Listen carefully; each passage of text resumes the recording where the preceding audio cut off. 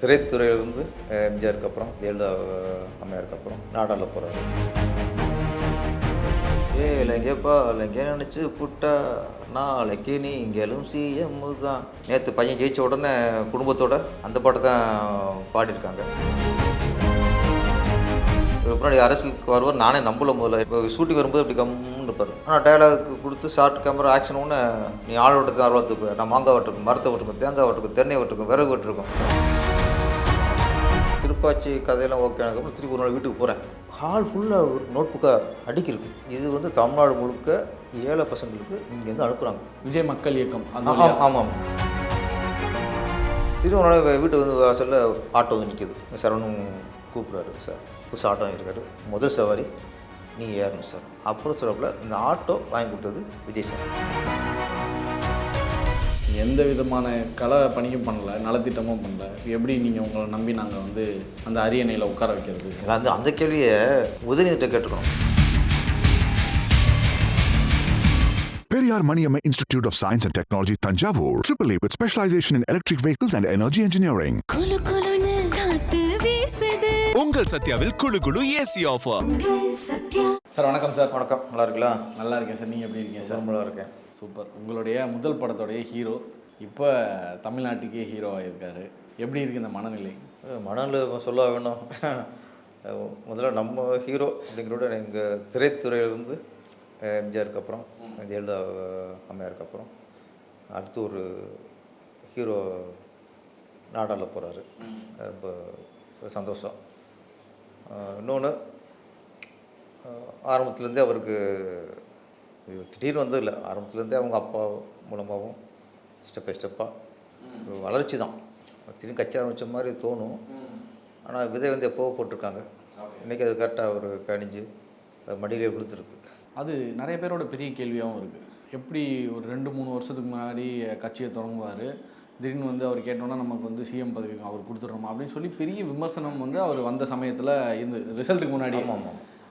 இதுக்கு முன்னாடி என்ன பண்ணார், களப்பணின்றது என்ன, அவர் இதுக்கு முன்னாடி என்ன பண்ணியிருக்காரு, ஏதாவது நலத்திட்டங்கள் பண்ணியிருக்காரு அப்படின்னு சொல்லி பல கேள்விகள் இருக்குல்ல. இப்போ நீங்கள் சொல்கிறீங்க அவங்க அப்பாவுடைய மூலியமாகவே நிறைய விஷயங்கள் அவர் தெரிஞ்சுக்கிட்டாரு, பண்ண ஆரம்பித்தார் அப்படின்றது. அது நீங்கள் கண்கூடாக பார்த்த விஷயங்கள் ஏதாவது இருக்கா? ஒரே ஒரு விஷயம், உதாரணத்துக்கு எல்லாமே நடிகர்கள் வந்து அவங்க பேர் வச்சு ரசிகர் மன்றம்னு வைப்பாங்க, அப்படிதான் வைப்பாங்க. ஆனால் இவர் வந்து ஆரம்பத்தில் இப்போ விஜய் ரசிகர் மன்றம்னு வைக்கல, பிகினிங்கே விஜய் மக்கள் இயக்கம்னு ஆரம்பிச்சிட்டார். ரசிகர் மன்றம் இல்லாமல் மக்கள் இயக்கம்ங்கிறது உங்களுக்கு ஒரு சமூகத்தோடு போகிற விஷயந்தான். அப்போ அதுவே ஒரு ஃப்யூச்சர் பிளானில் தான் ரசிகர் மன்றம் ஒன்று வைப்பாங்க.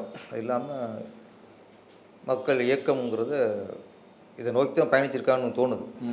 நிறைய பேருக்கு இந்த ரிசல்ட் வந்து ஷாக்கிங்கான ஒரு விஷயமா இருக்குது. ஏன்னா நிறைய கருத்து கணிப்பில் இருந்து சரி, பல முக்கியமான ஜேர்னலிஸ்ட் எல்லாருமே சொன்ன விஷயம் வந்து மேக்ஸிமம் ஒரு 5-6 சீட்டு வந்து விஜய் அவர்களுடைய கட்சிக்கு கிடைக்கும் அப்படின்றது தான் நிறைய பேர் சொன்ன விஷயம். பட் 108 இப்போ வந்து 108 வந்து நிற்கிது.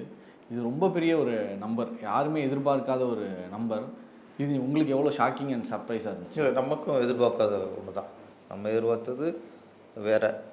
ஒரு அதிமுக இவர் சப்போர்ட்டில் ஆட்சி அமைக்கலாம், அந்த மாதிரி தான் நம்ம அந்த மாதிரி நிலைமை தான் வரும்னு நினச்சி 2 பேர் 2.5 வருஷம் 2.5 வருஷம். ஆமாம். எப்படி ஒரு நம்ம நினச்சி தான் ஒரு 20லேருந்து 25 சீட்டு வரக்கு வாய்ப்பு இருக்குது. மேக்ஸிமம் போன 30 அப்படி தான் நினச்சது. அப்படிங்கும்போது அதிமுகவுக்கு ஒரு சப்போர்ட் பண்ணுற நிலைமை வரும்னு நினச்சது. நம்ம எதார்த்தம் சொன்னோம், அதான் சொன்னோம், அதான் உண்மை தான் நினச்சது. ஆனால் இது வந்து விசுவரூப வெற்றி அடையணும்னு நினச்சோம். ஆனால் நம்மள விசுவரூப வெற்றி அடைஞ்சிருக்குது அப்படின்னா ஒன்றே ஒன்று தான் நம்ம புரிஞ்சிக்க முடியுது. நம்பர் 1, விஜய் அவரில் பிடிச்சி போய் போட்ட ஓட்டு. அவர்களுக்கு என்ன கொள்கை, அவருக்கு அனுபவம் இருக்கா, நல்ல ஆட்சி அமைப்பாரா, அதெல்லாம் அவங்கள செகண்டரி. அவருடைய அறிக்கைகள், தேர்தல் அறிக்கைகள், அதெல்லாம் யார் மேலே ஏற்றலை. ஒன்று கொள்கைகள் உங்களுக்கு ஒன்றா சொல்லிட்டாரே தவிர அதை வச்சு வந்து சப்போர்ட் பண்ணுறதுன்னு இல்லை.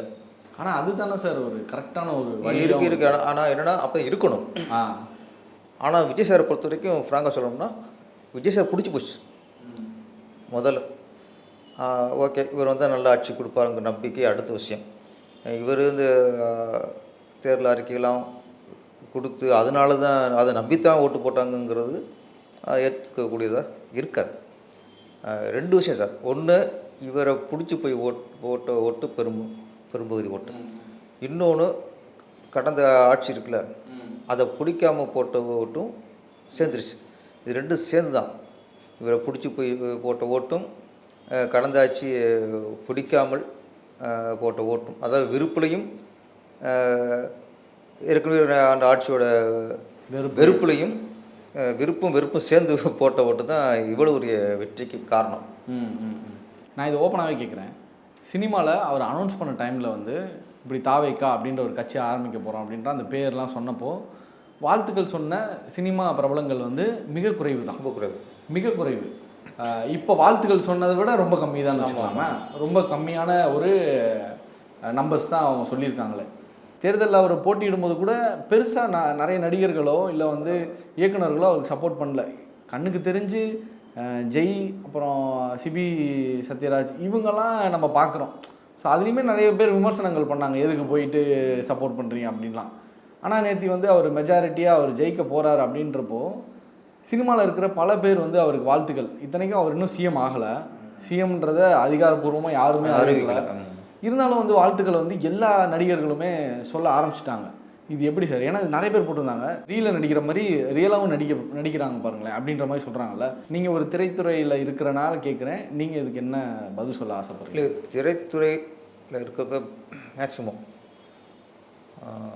வாழ்த்து கட்சி ஆரம்பிச்சப்போ வாழ்த்து தெரிவிக்கிறதோ இல்லை அவங்க சப்போர்ட்டாக இருக்கிறதோ ஆதரவாக இருக்கிற மாதிரி ஒரு இதை காட்டிக்க மாட்டாங்க. ஏன்னா உள்ள உங்களுக்கு ஒரு பயம், இன்செக்யூரிட்டி இருக்கும், பயம். ஏன்னா உங்களுக்கு இங்கே தமிழ்நாட்டில் வேறு எந்த தொழிலிருந்தும் ஒரு ஆளுங்கட்சிக்கு எதிராக குரல் கொடுத்துடலாம், பெருசாக பாதிப்பு வராது.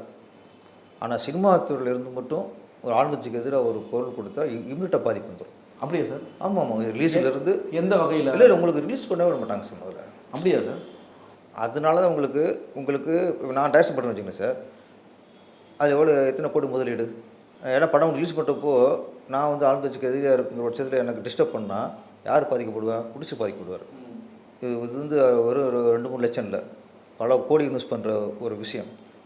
அந்த மாதிரி வந்துருமோ, பல கோடி முதலீடு பண்ணுறோம்ல, அந்த பயத்துலேயே நிறைய பேர் மனசில் இருந்தால் கூட வெளியே சொல்ல மாட்டாங்க. அது சினிமாவுக்கு ஒரு சாபக்கெடுது.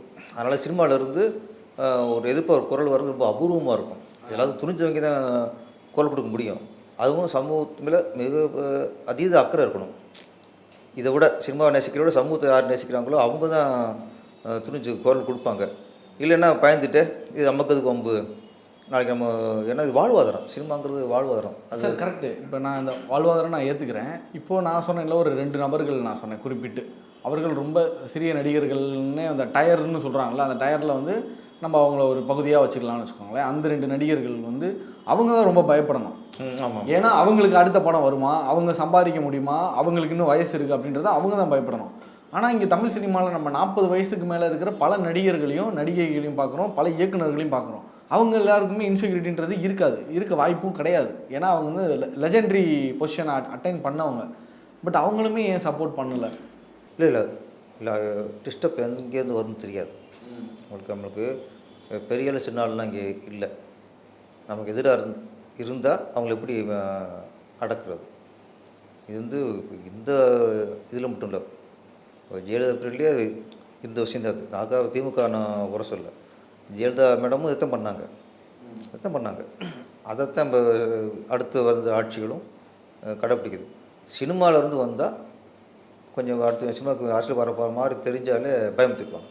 அப்படியா? பயமுறுத்திடுவாங்க. இது கடந்து வர்றது விஜய் சும்மாவும் இல்லை, இவர் எல்லாத்தையும் கடந்து தான் இன்றைக்கி வந்திருக்காரு தவிர அப்படியே ஆசைப்பட்டு உடனே கட்சி ஆரம்பித்து உடனே ஒரு பதவிக்கு வரல. அவர் நிறைய விஷயங்களை மனதளவில் எல்லாம் காயப்பட்டு ரணப்பட்டு சில நேரத்தில் இவங்களே தூண்டி விட்டுருவாங்க. வர வாய்ப்பு இல்லாமல் ஆசை இல்லாமல் இருந்தால் கூட ரொம்ப டிஸ்டர்ப் பண்ணும்போது இந்த சாது மிரண்டல் காட்டு கொள்ளாமாங்கல்ல, அதுதான் விஜயோட இதெல்லாம்.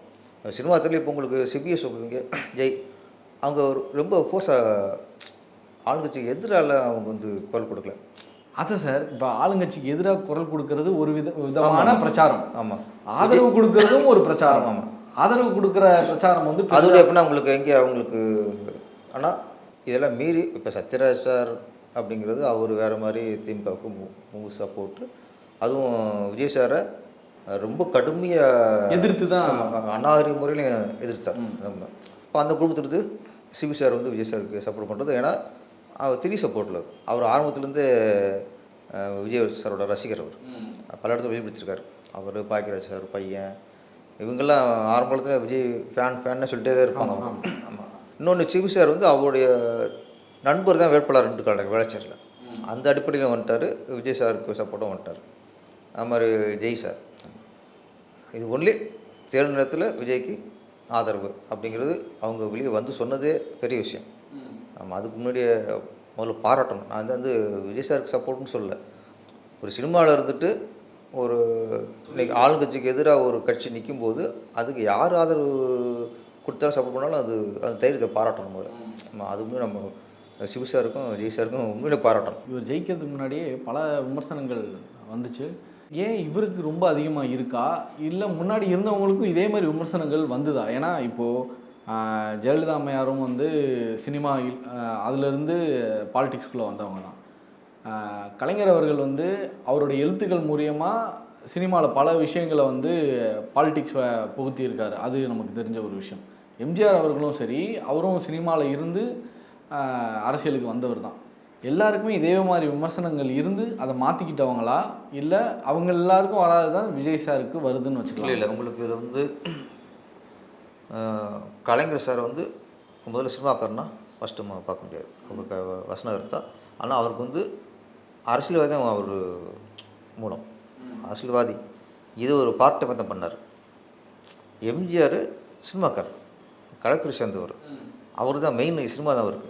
ஜெயலலிதா அம்மையாரும் ஆமாம். அவர் எம்ஜிஆர் வந்து பார்ட் டைமாக தான் அரசியலில் போய் இருந்தார். அவங்க மாநாட்டில் கலந்துக்கிறது, பிரச்சாரத்துக்கு போகிறது, இந்த மாதிரி கலந்தார். ஒரு ஸ்டேஜில் தான் அவர் முழுமையான அரசியல்வாதியாக இறங்குற சூழ்நிலை வந்துச்சு, இறங்கினார். ஜெயலலிதா மேடம் அவங்க ஃபஸ்ட்டு சினிமா நடிகை தான். அவங்க சினிமா தான் அவங்களுக்கு அஸ்திவாரம் எல்லாமே. அவங்க சூழலில் எம்ஜிஆரோட பயணித்து எம்ஜிஆர் மரணத்துக்கு அப்புறம் தான் அவங்க திருப்பி சிஎம் வர சூழ்நிலை வந்துச்சு. இதில் வந்து கலைஞர் விட்டுருங்க, அவர் அரசியல்வாதி. அப்புறம் தான் வசனம். எம்ஜிஆர் வந்து அரசியலில் பயணித்தார், ஒரு கட்சியில் பயணித்தார். ஒரு கட்சியில் பயணித்து ஒரு சூழ்நிலை வரும்போது அது பிரிஞ்சு வந்து திருப்பி கட்சி ஆரம்பித்தார், ஆட்சிக்கு வந்தார். ஓகே. ஜெயலலிதா மேடம் எம்ஜிஆர் இருக்கும்போதே அந்த கட்சியில் பயணித்து எம்ஜிஆர் இறந்ததுக்கப்புறம் இவங்க அரசியலில் முதலமைச்சராக வர்றாங்க. இவங்களுக்கு அரசியல் பயணம் இருந்துச்சு. அவங்களுக்கு அரசியலையும் கட்சியிலையும் எம்ஜிஆருக்கும் சரி ஜெயலலிதா அவர்களுக்கும் ஒரு பயணம் இருந்துச்சு. ஒரு கட்சி சார்ந்து வந்தாங்க. விஜய் சாருக்கு அது இல்லை. அவங்க 2 பேருந்து இவர் வந்து மாறுபடுறாரு. இவர் எந்த கட்சியும் ஒரு பயணிக்கிறவர். எந்த கட்சிக்கும் போயிட்டு அங்கே போய் ஒரு பதவியில் இருந்தோ அப்புறம் அந்த கட்சியிலேருந்து வந்து கட்சியாக போய் இவர் வரும்போதே சுயம்புவர். ஆனால் அதுலேருந்து இவர் வேறுபடுறார். ஆனால் என்ன, எம்ஜிஆருக்கு நிறைய சவால்கள் இருந்துச்சு. இவரோட அவருக்கு சவால் ஜாஸ்தி எம்ஜிஆர். ஏன்னா ஒரு படம் ரிலீஸ் ஆகும்போதும் அவ்வளோ பிரச்சனைகள், அது மீறி அவர் படம் பண்ணது, அப்புறம் கட்சிக்குள்ளே போய் பேசுகிற நிறைய பிரச்சனைகள் எல்லாம் இருந்துச்சு. எல்லாம் எதிர்ப்புலாம் மீறி தான் அவர் வந்தார். ஜெயலலிதா அவர்கள் வந்து ஃபஸ்ட்டு தோல்வியை சந்தித்தாங்க. எம்ஜிஆர் வந்ததுக்கப்புறம் ஏடிஎம்கே 2ஆக பிரிஞ்சிருச்சு. இவங்க சேவல் சின்னத்துலேயும் அவங்க ரெட்டப்புறா சின்னத்துலேயும் இருந்து கட்சி 2ஆக பிரிஞ்சு அதில் தோல்வி சந்தித்தாங்க. அதுக்கப்புறம் இவங்க தான் ஏடிஎம்கே வந்ததுக்கப்புறம் திருப்பி ஆளுமையாக வந்துட்டாங்க. ஆனால் அதுக்கு இடையில் திருப்பி வர முன்னாடி நிறைய அவங்களும் அசிங்கங்கள், அவமானங்கள், நிறைய பிரச்சனைகள் எல்லாம் சந்தித்தவங்க தான். சட்டசபையிலேயே பெரிய பிரச்சனை, அப்போது இந்த சேலையை உருட்டாங்க பிரச்சனை நிறையா வந்துச்சு. ஆனால் ஒரு பெண்ணாக இருந்து இதை சவாலெலாம் எதிர்கொண்டு வந்தது பெரிய விஷயம். இதெல்லாம் கம்பேர் பண்ணும்போது எனக்கு விஜய் சார் பெருசாக இருக்குது. ஆனால் எம்ஜிஆர் அளவுக்குலாம் ப்ரெஷர் இல்லை இல்லை. ஆனால் இவருக்கு வந்து பிரச்சனை இன்றைக்கி மீடியாக்கள் இருக்குல்ல சார். அன்றைக்கி உலகட்டு வாலிபன் வந்து படம் வெளிவராது, அதுக்கு பிரச்சனை இருக்கும்போது பேப்பர் படித்தா தான் தெரியும். வேறு மீடியாக்கள் எதுவுமே இருக்காது. இன்றைக்கி தந்தி பேப்பரோ எதோ வரும்போது உலகட்டு வாலிபனுக்கு வருமா அப்படின்னு கூடுவாங்க. படிச்சுட்டா முடிச்சு சொல்லலாம். மக்கள் பேசிக்குவாங்களே தவிர அவங்கவுங்க கையில் ஒரு செல்ஃபோனை பார்த்துட்டு பிரச்சனையை பார்க்கல அவங்க. இன்றைக்கி அப்படி இல்லை. எங்கள் ஊரில் 4 இடத்துல 4 பேப்பர் வரும். ஒரு 2 டீ கடையில் வரும், ஒரு 5-6 வீட்டுக்குள்ளே போடுவாங்க, இவ்வளோதான். இன்றைக்கி எல்லார் கையிலும் செய்தி வருது. அப்போ இன்றைக்கி இன்றைக்கி இருக்க சூழ்நிலையில் ஒரு நடிகருக்கோ ஒரு அரசியலுக்கு சின்ன பிரச்சனைக்கும் போது அது பரவாயில்ல பேசப்படுறது, அதுக்கு கமெண்ட்ஸு, அதுக்கு எதிர்த்து குரல் பேசுகிறது. இன்றைக்கி ஒருத்தர் பேசுனாருன்னா அவர் எதிர்ப்பு இன்னொருத்தர் பேசுகிறாரு, இது ஒரு நாள் ஓடிக்கிட்டு இருக்குது. அன்றைக்கி அதெல்லாம் இல்லை, மேடையில் பேசுவாங்க. இன்றைக்கி ஒரு மேடையில் கலைஞர் பேசுனாருன்னா அதுக்கு ஒரு வாரம் கழிச்சு எம்ஜிஆர் இங்கே மேடையில் பேசுவார், அது பதில் சொல்லுவார். இதுக்கு அப்படி இல்லையே, இன்றைக்கி பேசி முடிச்சோன்னு டக்குன்னு அடுத்து ஒரு பதில் வருது. அப்போ இன்றைக்கி ஒரு சின்ன பிரச்சனை வந்து பெரிய பிரச்சனை இன்றைக்கி தெரியுது உங்களுக்கு. அன்றைக்கி பெரிய பிரச்சனையோட சின்ன பிரச்சனை தெரிஞ்சிச்சு, லேட்டாக தெரிஞ்சிச்சு. அதுக்கு காரணம் விஞ்ஞான வளர்ச்சி, சூழல் எல்லாம் தான். இப்போ இது இருக்கும்போது இப்போது விஜய் சாரோட பல அறிக்கைகள் வருது. இப்போ அவர் நான் இந்த மாதிரியான நலத்திட்டங்கள்லாம் கொண்டு வருவேன் அப்படின்றதெல்லாம் சொல்கிறாங்கல்ல. இப்போ அடுத்த 5 வருஷத்தில் வந்து முதல்ல 6 மாதத்துலேயே தெரிஞ்சிடும் அவர் இதில் சைன் போடுறாரு, எதுலலாம் வந்து நலத்திட்டங்களில் கையெழுத்து போடுறாரு அப்படின்றது தெரிஞ்சிடும். இப்போ போடலைன்னா அவர் சொன்ன வீடியோ ப்ரூஃபாகவே இருக்கும். ஆமாம். ஸோ இதனால் வந்து தவறுகளும் குறையும்ன்ற மாதிரி எடுத்துக்கலாமா? இருக்கலாம். நமக்கு என்ன நிறைய அறிக்கைகள் விட்டார், அதில் நிறைய அறிக்கைகள் நம்மளுக்கு உடன்பாடு இல்லை. எனக்குன்னா ஒரு தனியால் ஒரு பேரரசை வந்து எனக்கு உடன்பாடு இல்லை. 6 சிலிண்டர்லாம் எந்த குடும்பம் வந்து யூஸ் பண்ணுறாங்கன்னே தெரியல. ஆமாம், அதில் வருஷத்துக்கு 6 சிலிண்டர் தேவைப்படாதுன்னு நினைக்கிறேன். நமக்கு மாற்றம் அப்படிங்கும்போது ஏடிஎம்கே டிஎம்கே கட்சி ஆட்சி மாறுறது மாற்றம் இல்லை. ஏடிஎம்கே ஆடிச்சது, அப்போ அடுத்து டிஎம்கே வந்துச்சு, அது மாற்றமாகாது. டிஎம்கே ஆடிச்சு, இப்போ ஏடிஎம்கே டிஎம்கே இல்லை, விஜய் ஆட்சி பண்ணிட்டார், இது மாற்றம் இல்லை. ஆட்சி மாற்றமாக வராது. மாற்றம்ங்கிறது மக்களுக்கு நல்லது செய்யணும். ஏற்கனவே நடந்த தவறுகள் இந்த ஆட்சியில் நடக்கக்கூடாது. ஏற்கனவே நடந்த ஆட்சியில் மக்களுக்கு பிடிக்காத விஷயம் இந்த அரசு செய்யக்கூடாது. இதுதான் மாற்றம். அவங்க செஞ்ச தப்பையே நம்மளும் தொடருங்கிறது எப்படி மாற்றம் வரும்? மாற்றம் வராதுல்ல சார். அவங்களுக்கு என்ன கோவப்பட்டு கோவப்பட்டு இங்கே ஓட்டு போட்டிருக்கோம், எந்த செயல் நம்மளுக்கு கோவம் வச்சு அந்த செயல் நம்மளும் பண்ணும்போது நம்ம அது எப்படி மாற்றமாகும்? மாற்றம்ங்கிறது மக்களுக்கு பிடிக்காத விஷயங்களை பண்ணக்கூடாது, தேவையான விஷயங்களை பண்ணணும். எந்தெந்த குறையெல்லாம் இன்னொரு கட்சிக்கு சொன்னோமோ அதை நம்ம பண்ணக்கூடாது. இதில் இந்த இலவசம் அது வந்து ஏற்கனவே கவர்ச்சி திட்டங்களை தான்.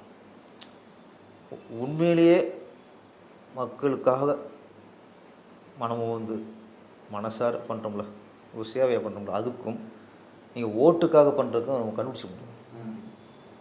இப்போ மதிய உணவு திட்டம் காமராஜர் கொண்டு வந்தார், அது ஓட்டுக்காக கொண்டு வந்தார். சத்துணவு திட்டம்னு எம்ஜிஆர் அப்படியே மாற்றினார், ஓட்டுக்காக கொண்டு வந்தாங்க. அம்மா உணவுன்னு அந்த அம்மா கொண்டு வந்தாங்க, அது ஓட்டுக்கான்னு நினைக்க முடியாது. அது அந்த அந்த அந்த ஒரு சட்டத்தையும் அந்த இதையும் பார்க்கும்போதே அது மக்களுக்கானது. இன்றைக்கும் அம்மா உணவு வந்து இன்றைக்கும் பயனடைகிறாங்க. அதை டம்மி விட்டாங்க வச்சுக்கல. இருந்தாலும் இந்த அம்மா உணவகம் அப்படிங்கிறது சினிமா துறை பொறுத்த வரைக்கும் நான் சொல்கிறேன், எங்கள் இதில் நிறைய பயனடைறாங்க சார். நிறைய இந்த தொழில்நுட்ப கணக்கு இருப்பாங்க, வறுமையில் இருப்பாங்க, நிறைய பேச்சர் இருப்பாங்க, அங்கே இவங்களை அங்கே பார்க்கலாம் சார். அப்போ தான் நம்ம தெரிஞ்சு ஓகே இது எந்த அளவுக்கு பலனடையுது.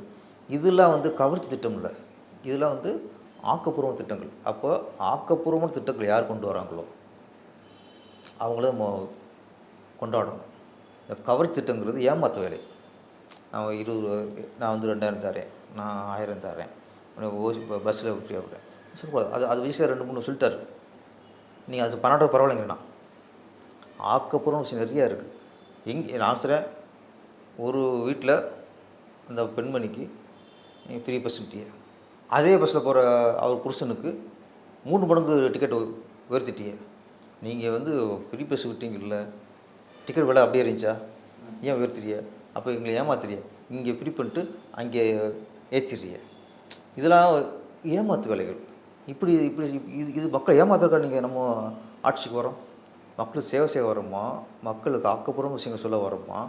நம்ம ஓட்டுக்காக அடுத்த எலெக்ஷன் நிற்கும்போது இதெல்லாம் பயன்படணும். அப்போ அது வந்து எப்படி ஒரு சேவையில் சேரும் சார்? உங்களுக்கு ஒன்று பண்ணுறேன் சார், உங்களை இது கொடுக்கும்போதே நாளைக்கு இப்படி வந்து பயன்படுத்திக்கலாம் அப்படின்னு ஒன்று பண்ணாலே அது உதவியில் சேரும்.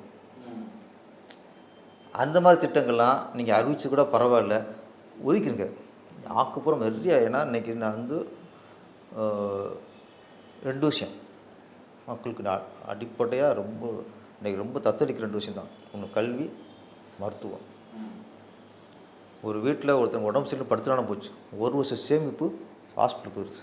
அப்புறம் சம்பாதிக்கிற சம்பாத்தியம்லாம் எங்கே போகுதுன்னா ஸ்கூலில் சேர்த்தால போயிடுச்சு. அவன் ஃபீஸ் கட்டியே முடிஞ்சு போகுது. இன்றைக்கி ஸ்கூலில் ஃபீஸ் கட்டுறதுக்கும் மருத்துவத்தில் போய் மருத்துவமனையில் அட்மிட் ஆனால் முடிஞ்சு மொத்த சேமிப்பும் அவன் பிடிக்கிறாங்க. ரெண்டு வந்து இன்றைக்கி பிடிங்கிட்டு இருக்காங்க, கொள்ளடிக்கிறாங்க. நீ இதுக்கு ஒரு விழிப்புணர்வு கொண்டாங்க. எங்களுக்கு வந்து 2000 தேவையில்லை, பஸ்ஸில் எங்களுக்கு ஒன்றும் தேவையில்லை. 25 லட்சம் மதிப்புள்ள காப்பீட்டு திட்டம் கொண்டு வந்திருக்காரு, மருத்துவ அது ஓகே, இன்சூரன்ஸ் அது ஓகே. நம்ம மருத்துவமும் இருந்துச்சு, கலைஞர் காப்பீட்டு திட்டம். இப்போ இல்லை, அதுலேயுமே நிறையா இப்போ கேள்விக்குறி என்னென்னா அது எப்படி எல்லாருக்குமே சாத்தியமாகுமா? ஏன்னா இப்போ ரேஷன் கார்டுலேயே பல கார்டு இருக்குது. ஜீனி கார்டுன்னுவாங்க, அப்புறம் வந்து இந்த அரிசி கார்டு அப்படின்னு சொல்லுவாங்க. இப்போ அந்த 25 லட்சம்ன்றது வந்து தமிழ்நாட்டில் இருக்கிற எல்லாருக்குமே அது போய் சேருமா, இல்லை வறுமை கோட்டு கீழே இருக்கிறவங்க? அப்படி தான் சார் நம்ம அனௌன்ஸ் பண்ணுறது அப்போ பண்ணுவாங்க சார். எப்படின்னா அவங்க சொல்கிற வறுமை கோட்டு கீழே இருக்கிறவங்களுக்கு வந்து எப்படி சொல்லுவாங்கன்னா, மாதம் 10,000 ரூபா சம்பாதிக்கிறவங்க வறுமை கோட்டுக்கு கீழே அப்படின்றத சொல்லுவாங்க. அப்போது வருஷத்துக்கு 1,20,000 ரூபா. இப்போது 10 லட்ச ரூபா சம்பாதிக்கிறவனுக்கு 5 லட்ச ரூபாய்க்கு மருத்துவ செலவு வருதுன்னா அவனுக்கு அஃபெக்ட் ஆகிறான் தானே? ஆமாம் ஆமாம் ஆமாம். உங்களுக்கு இது பொதுவான ஒரு இம்ப்ளிமெண்டேஷனாக இருக்கணும் அப்படின்றது மருத்துவ செலவை பொறுத்து இருக்குது. அது இன்னொன்று ஈஸியாக நம்ம பெருசாக இதில் தோன்றுறது தான். நான் சொன்னது கேண்டீன் மட்டும் சொன்னல, தியேட்டர், அது மாதிரி மருத்துவமனைகளையும் நீங்கள் எந்தெந்த மருத்துவமனையில் என்னென்னங்கிறத நீங்கள் அவங்க நிர்ணயிக்கணும். எங்கேயுமே சொல்கிறேன், ஸ்கூலும் சொல்கிறேன். ஸ்கூலில் வந்து ஒரு 3-4 வகையான ஸ்கூல் இருக்குது. சிலது ஏசி இல்லாமல் சாதாரண ஸ்கூல் இருக்குது. அப்போ இது எந்த வகை ஸ்கூல், இந்த ஸ்கூலே எவ்வளவு நம்ம கட்டணம் வசூல் பண்ணலாம், அது அந்த ஸ்கூல் ஓனர் நிர்ணயம் பண்ணக்கூடாது. அது இந்த ஸ்கூலுக்கு இதுதான் கட்டணம், அது கவர்மெண்ட் நிர்ணயம் பண்ணணும். ஓகே, அதுக்கப்புறம் ஒரு ஸ்கூலில் அவங்க 2 லட்சங்கிறாங்க, இல்லை இந்த ஸ்கூலில் எனக்கு 1 லட்சம் தான் வாங்கணும் அப்படின்னு அதுக்குன்னு குழு போட்டு அதுக்குன்னு லாகா போட்டு அவங்க ஸ்கூலை ஆராய்ச்சி பண்ணணும். நீங்கள் ஒரு லோன் வாங்குறதுக்கு என்னென்னலாம் கேட்குறாங்க சார். ஒரு பைக்கு லோன் வாங்கினா அவன் என்னென்ன கேட்குறான். அப்போ ஒரு ஸ்கூலுங்கும் போது நீங்கள் ஏன் கேட்க மாட்டேங்கிறீங்க? அவங்க இஷ்டம் கட்டிக்கலாமா? என்ன வசூல் பண்ணுற, எவ்வளவு ஃபீஸ் எவ்வளோ டொனேஷன் வாங்குறியா, இது எல்லாமே கண்காணிக்கணும்.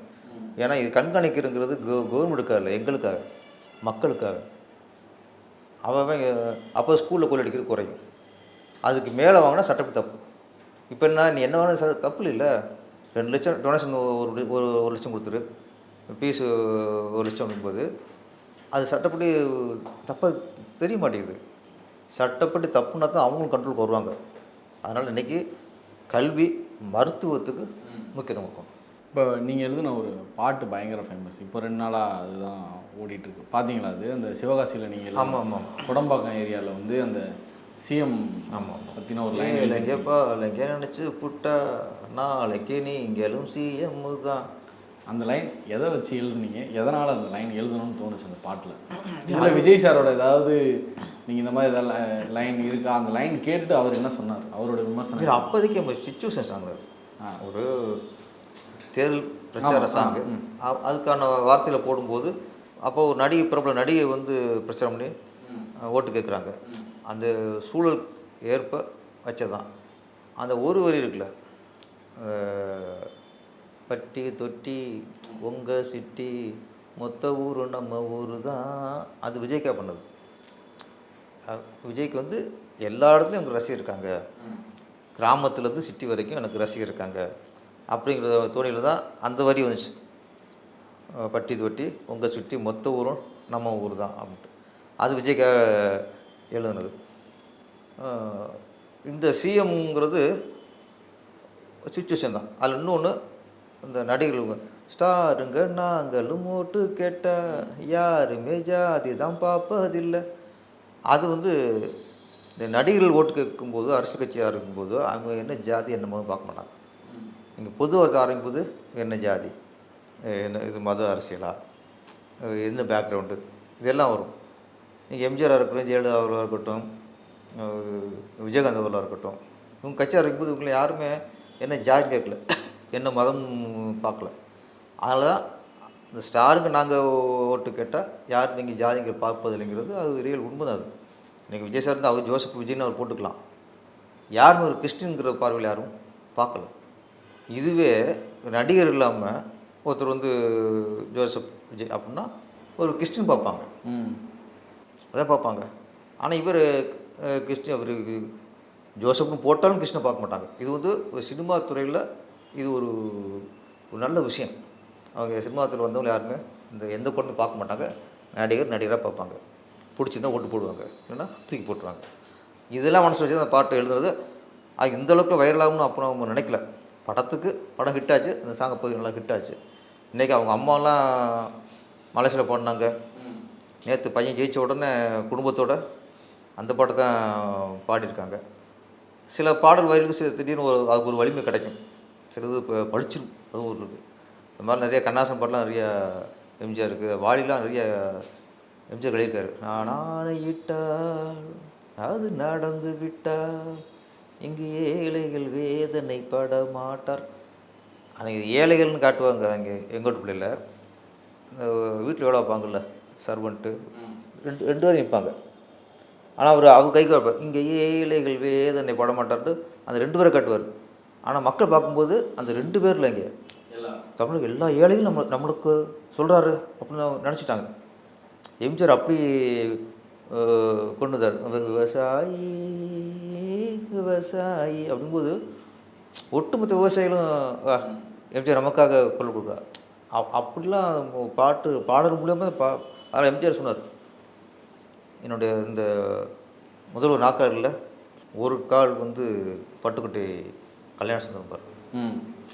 அவர் பாடலாம் ஆரம்பத்தில் சின்ன பயலே சேதி கேரடா, அது மாதிரி நிறைய பாடல். அப்போ அந்த ஒரு கம்யூனிசம் கடந்த காலத்தில் இதெல்லாம் எம்ஜிஆரை வளர்த்து விட்ருக்கு. நம்ம அதெல்லாம் இல்லை, நம்ம வந்து ஒரு சுச்சுவேஷன் எழுதுனது. ஆனால் 20 வருஷம் 21 வருஷம் கழிச்சு இல்லை நீங்கள் சிச்சுவேஷன் சொல்கிறீங்க. ஆனால் அவருடைய எல்லா பாடல்களுமே வந்து ஏதாவது வகையில் வந்து ஒரு அரசியல் இதோட தான் இருக்கும். ஆனால் இப்போ உங்களுக்கு லேட்டஸ்ட்டாக இந்த ஒரு புரட்சி இதெல்லாம் அரசியல் அவங்க நினச்ச பண்ணியிருக்கலாம். ஆள போகிறான் தமிழை வச்சுட்டு இதில் அவங்க இப்போதைக்கு அரசியல் வரப்போகிறான்னு தெரிஞ்சு போய் எழுதுனது. அது இப்போ சார் எனக்கு தெரிஞ்சு வேட்டைக்காரன்னு ஒரு படம் வந்துச்சு, கிட்டத்தட்ட ஒரு 13-14 வருஷம் இருக்கும். ஆனால் அதுலேயுமே வந்து சில அரசியல் சார்ந்த சில வரிகளும் வரும். ஸோ அதனால தான் கேட்குறேன். நான் அப்படி எழுதலை, நான் வந்து சுச்சுவேஷன் எழுதுனேன். இவர் முன்னாடி அரசியலுக்கு வருவார் நானே நம்பல. முதல்ல எனக்கு ஒரு கேரக்டரு ஒரு சுபாவம் பார்த்தோன்னே இவர் அரசியல் ஆகிக்கிட்டு வர மாட்டார்னு நான் நினச்சது. ஆனால் இப்படி வருவார்னு நான்லாம் நினைக்கிறேன். அப்படி நினச்சிங்க? இல்லை, அவருக்கு சுபாவம் ரொம்ப சாப்பிடும். ஏன்னா அரசியல்வாதி வந்து நல்லா பேசணும், எல்லார்ட்டையும் கலந்து பேசணும். இப்போ பேசுறதெல்லாம் பார்த்தா எப்படி? இப்போ பேச அப்படி அரசியல் மாறிட்டார். இப்போ அவர் கேரக்டர் மாறுவாங்கல்ல, இப்போ அது மாதிரி இப்போ ஷூட்டிங் வரும்போது அப்படி கம்முன்னு இருப்பார், ரொம்ப அமைதியாக இருப்பார். ஆனால் டைலாக் கொடுத்து ஷார்ட் கேமரா ஆக்ஷன் ஒன்று நீ ஆள் வெட்டுக்கு அறுவத்துக்கு, நான் மாங்காய் வெட்டுருக்கும், மரத்தை வெட்டுருக்கும், தேங்காய் வெட்டுருக்கும், தென்னை வெட்டுருக்கும், விறகு வெட்டுருக்கும், அப்படி முடிச்சுட்டு அடுத்த டாக்டர் கம்முன்னு போய் உட்காந்துக்குவார். அந்த கேரக்டரை மாறும்போது அவர் அந்த அந்த ஏற்ற இறக்கம் இருக்கும். இப்போ அரசியல்வாதியாக மாறிட்டார். இப்போ அரசியல் மாறினோடனே அவர் பாடி லாங்குவேஜ் பேசுகிறது எல்லாமே மாறி போச்சு. ஆனால் என்னென்னா சிலர் வந்து அந்த பேச்சை விமர்சனம் பண்ணுறாங்க. இப்போ எனக்கே அந்த விஜய்க்கும் இந்த விஜய்க்கும் டிஃப்ரெண்ட் நிறைய தெரியுது. ஓவராக பேசுகிறாரோ அப்போ எனக்கு தோணுச்சு ஃபஸ்ட்டு. ஏன் ஒழுங்காக தானே பேசுனார் அவர், எதாச்சும் தான் பேசுகிறாமே, ஏன் அவர்கிட்ட பேசுகிறாருன்னு எனக்கும் அப்படிங்க தோணுச்சு. அப்புறம் போய் தான் கரெக்ட் நான் முடிவு பண்ணேன். ஏன்னா இந்த கட்சியெல்லாம் பேசியே ஆட்சியை பிடிச்சவங்க, பேசியே ஆட்சி பிடிச்சவங்க. முள்ளால் தான் எடுக்கணும். பேசி ஆட்சி பிடிச்சாங்கல்ல, பேசி மக்களை ஏமாத்துனாங்கல்ல, அப்போ இவங்களை பேசி தான் இவங்களை தூக்கணுங்கிறது கரெக்டு தானே. ஒரு கத்தியோட தான் கொஞ்சம் கத்தி எடுத்துக்கலாம் சண்டை போடுறதுக்கு, நம்ம கம்பு எடுக்க முடியாது. இவனு கத்தியை தான் கத்தி சண்டை, அவனை கம்பை சொல்லிட்டு நம்ம கம்பை சொல்கிறது அது சிலம்பு. அப்போ நீங்கள் பேசியே ஆட்சி பிடிக்கும்போது நானும் பேசி அவங்க கூட மோத முடியும். அப்போ அந்த யோசிக்கும்போது ஓகே, இந்த கட்சிகள்லாம் இந்த திராவிட கட்சிகள்லாம் தூக்கணும்னா பேசி தான் ஆகணும், இல்லைனா நம்ப மாட்டாங்க மக்கள். சார் இன்னும் சார் நான் நம்பலாம், நீங்கள் நம்பலாம். விஜய் சார் பழகிருக்கோம், பழகும். ஓகே, ஓகேல உதவுற மனப்பான்மை இருக்குது, மக்கள் நேசிக்கிறாரு, நிறைய ஹெல்ப் பண்ணியிருக்காரு, நிறைய ஹெல்ப் பண்ண நம்ம எனக்கு நிறைய ஹெல்ப் பண்ணியிருக்காரு, நிறைய விஷயங்கள். இப்போ உங்களுக்கு பர்சனலாக சொல்கிறீங்களா? பெருசில் இல்லை, நான் தெரிஞ்சு நிறைய பேருக்கு வெளியே பண்ணியிருக்காரு. இப்போ நீங்கள் 2 படம் ஒர்க் பண்ணீங்க. ஆமாம் ஆமாம். அந்த சமயத்தில் நீங்கள் ஏதாவது சில உதவிகளை வந்து நேருக்கு நேராக பார்த்துருக்கீங்களா? நிறைய பார்த்துருக்கேன். ஆ. நான் சார் அந்த திருப்பாச்சி கதையெல்லாம் ஓகே ஆனதுக்கப்புறம் திருப்பி ஒரு நாள் வீட்டுக்கு போகிறேன். வீட்டுக்கு போனால் அப்போ இங்கே சாலி கிராமத்தில் இருந்துச்சு. ஹால் ஃபுல்லாக ஒரு நோட் புக்காக அடுக்கிருக்கு. பாதி ஹாலுக்கு நோட் புக் தான். எடுத்து பார்த்தா அதில் இலவச நோட் புக்கு. அப்போ கேட்குறேன்ட்டு, இது வந்து தமிழ்நாடு முழுக்க ஏழை பசங்களுக்கு இங்கேருந்து அனுப்புகிறாங்க. விஜய் சார் சைடில் விஜய் மக்கள் இயக்கம். ஆமாம் ஆமாம் ஆமாம், இந்த அனுப்பிட்டுருக்கு. நான் அப்போ நினச்சேன் அப்புறம் நல்ல விஷயம் அது. அதே மாதிரி ஃபீஸ் கட்டுறது. அப்புறோட நீலாங்கரை பீச். இப்போ நீலாங்கரில் நான் வீடு. நான் பீச்சுக்கு போகிறேன். பீச்சுக்கு போகும்போது அந்த தள்ளு வண்டி இருக்கலாம், அதில் இந்த கடலை ஓடு விற்பாங்க. ஒரு கடலை வாங்கலாம்ட்டு 2 பொருளும் கடலை கொடுங்க. அவன் என்ன தெரிஞ்சிட்டாப்புல, சார் விஜய் சார் உங்களுக்கு வழக்கு கொடுத்தாரு, எனக்கு அவரை வழக்கு கொடுத்தாரு அப்படின்னப்ப எனக்கு ஒரு கேள்வி வந்துச்சு. சார் நமக்கு படத்துக்கு வாய்ப்பு கொடுத்தாரு, படம் இயக்கிறதுக்கு. அப்போ நமக்கு வாழ்க்கை கொடுத்துருக்காரு, லைஃப் கொடுத்துருக்காரு. இவருக்கு என்ன லைஃப் கொடுத்தாரு கேட்டேன். உங்களுக்கு எனக்கு வாழ்க்கை கொடுத்தாருனேன். இந்த வண்டி அவர் வாங்கி கொடுத்தாரு சார். இந்த வண்டி வாங்கி கொடுத்தாரு. இதெல்லாம் வந்து அவர் விளம்பரம் பண்ணிக்கல. அதே மாதிரி நீலாங்கரையில் இருக்கும்போது இப்போ வந்து நீலாங்கரையில் சரவணன் இப்போ எம்எல்ஏ ஜெயிச்சிருக்காரு. இப்போ ஈஸியாக சரவணன் அவன் ஜெயிச்சிருக்காரு. அவன் அங்கே ரசிகர் மன்ற தலைவர் அவர் தான். அவர் ஆட்டோ ஓட்டிகிட்டு இருந்தவர். ஆமாம், விஜய் ஆட்டோ ஓட்டலை, விஜய் ரசிகர் மன்ற பிறந்தநாள் இருக்கும்ல, பிறந்தநாள் போகலாம் நிறைய ஹெல்ப் பண்ணுவார். டைம் மிஷின் கொடுக்குறது. ஒரு ஆரம்ப காலகட்டத்தில் ஆட்டோ அதுக்கு சொல்கிறேன் ஒன்று. அப்போ ஒவ்வொரு பிறந்தநாளுக்கு என்ன கூப்பிடுவார் சீஃப் கெஸ்ட்டாக. ஓகே. நம்ம தான் இந்த சேலை கொடுப்போம், நம்ம கையால் இதில் நம்ம கொடுத்து பண்ணுவோம். நிறைய ஒரு 7-8 வருஷமாக நான் தொடர்ந்து எனக்கு கூப்பிட்டே இருப்பேன். எல்லா பிறந்தநாள் விழாவுக்கும் நான் போய் கலந்துக்குவேன். அதே மாதிரி அந்த சுனாமி டைமு, அந்த வெள்ளம் வந்துச்சு அப்போல்லாம் போய், கொரோனா டைம் எல்லாம் நிறைய மக்கள் உள்ளே போய் ஒரு வீடாக கொடுப்பாரு. அப்போ நானும் போயிருக்கேன். திருவண்ணாமலை வீட்டு வந்து வாசலில் ஆட்டோ வந்து நிற்கிது. சரவணும் கூப்பிட்றாரு, சார் ஒரு அறிமுகத்தார், பேர் குமார் சார், புதுசு ஆட்டோ இருக்கார், முதல் சவாரி நீங்கள் ஏறணும் சார். எனக்கு புரியல, சம்மந்தமே இல்லையே. அவன் புதுசு ஆட்டோ வாங்கியிருக்காப்புல, நம்ம தான் புதுசு சவாரி ஏறணும்னு சொல்கிறாப்புல. அப்புறம் சொல்கிறாப்புல இந்த ஆட்டோ வாங்கி கொடுத்தது விஜய் சார். அவருக்குன்னா இப்போ விஜய் சார் வாங்கி கொடுத்துருக்காரு. முதல் சவாரி வந்து எப்படின்னா இப்போ விஜய் சார் வச்சுட்டு போக முடியாது. அப்போ விஜய் சார் வச்சு படம் பண்ண டைரக்டர் பக்கத்தில் இருக்கார். அந்த அடிப்படையில் ஒரு பாசத்தில் முதல் சவாரி நம்மளை ஏற்றுறாங்க. இந்த மாதிரி ஆட்டோ வாங்கி கொடுக்குறது, ஒரு வண்டி வாங்கி கொடுக்குறது, இந்த மாதிரி நிறைய விஷயங்கள் இதெல்லாம் நம்ம கேள்விப்பட்டது, கண்கூட பார்த்த விஷயங்கள். அப்போ அந்த ஹெல்பிங் மைண்டு அவருக்கு ஆரம்பத்துலேருந்தே இருந்திருக்கு.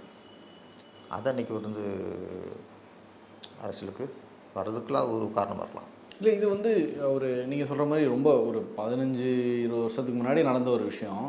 இப்போ ரீசெண்ட் டைமில் ஒரு 10 வருஷமாக நீங்கள் பார்த்த ஏதாவது விஷயங்கள், நீங்கள் கேள்விப்பட்டது அந்த மாதிரி ஏதாவது இருக்கா? நிறைய நான் கேள்விப்பட்ட நிறைய ஹாஸ்பிட்டல் செலவு சிலருக்கு அது கொடுத்துருக்காரு. இப்போ 3 வருஷமாக நான் வந்து எனக்கு அது இந்த அளவுக்கு தெரிஞ்சுக்க மாதிரி டச் இல்லை. நம்ம அப்போ மெசேஜ் போட்டோம், ஃபோனில் பேசிக்குவோம், அவ்வளோதான்.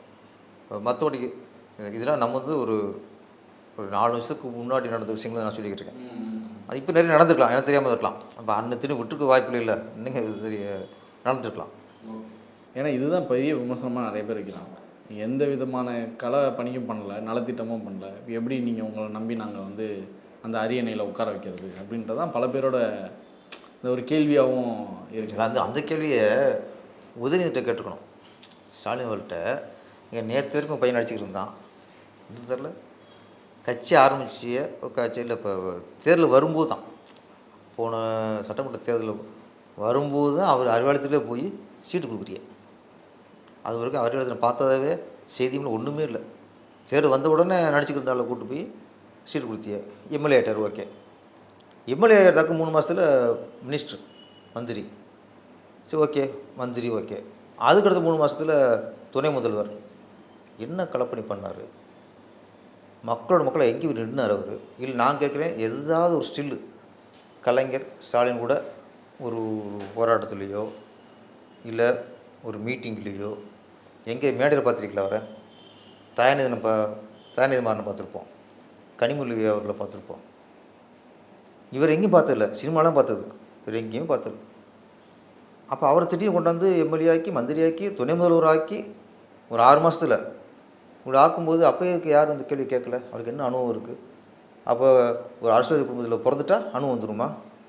நான் சொன்னது ஒரு பெரிய இப்போ இயக்குனர் இருக்காங்க, இப்போ பாரராஜா இருக்கார், பெரிய இயக்குனர். அவர் இயக்குனர் எம்ஐயும் அவருக்கு பிறந்ததுனால பையன் இறந்தார்ல, அவர் பெரிய இயக்குனர் ஆகிட முடியுமா?